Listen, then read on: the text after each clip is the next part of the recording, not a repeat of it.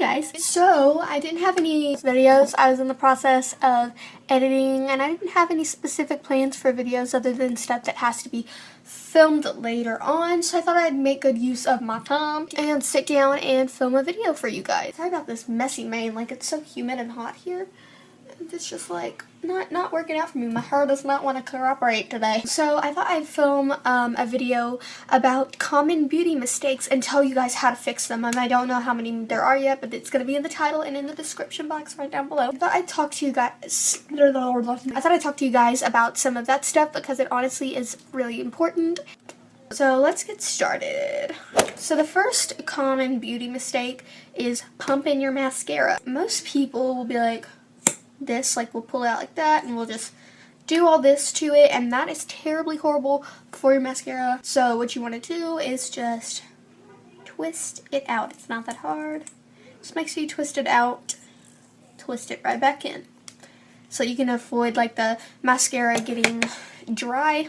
Next one, this is about a primer. You want to match your primer based on your what's it called?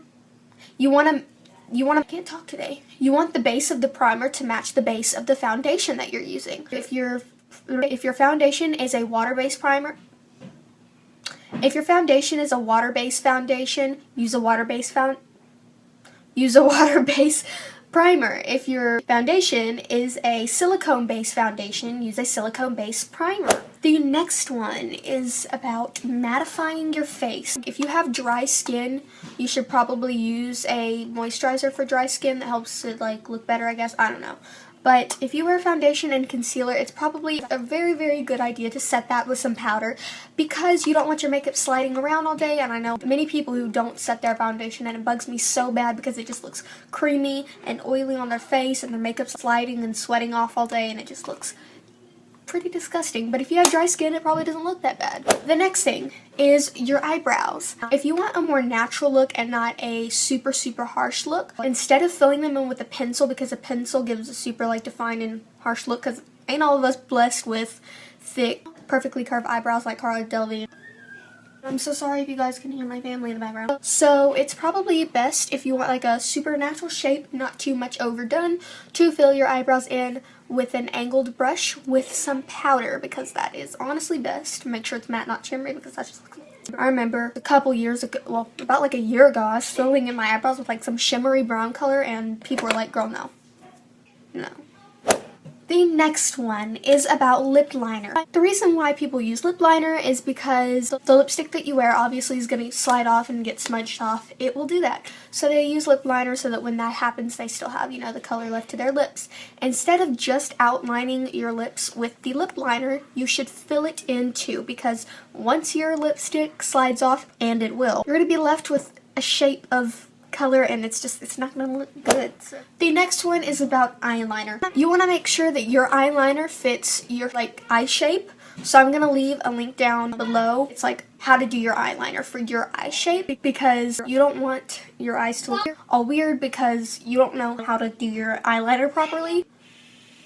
You can hear them. But yeah. Next tip about bronzer. I'm probably like going all out of order and stuff with face makeup, but who cares? Nobody cares. With bronzer, what you're going to want to do, instead of just applying it all over your face like this, where you just, you know, just like sweep it everywhere, you're like, oh, I just want to bronze up my face, so let me just wipe it everywhere. You want to go within the 3 parts of your face, which is kind of like a little, so it goes on your jawline, right up here, and up here. I don't know if I'm explaining this very well, I'm probably not, but yeah.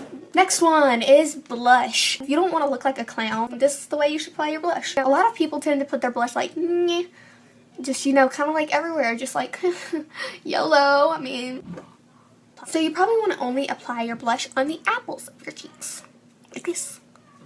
Don't do it like that, you will die. But what? Just apply it on the apples of your cheeks, which are right up here.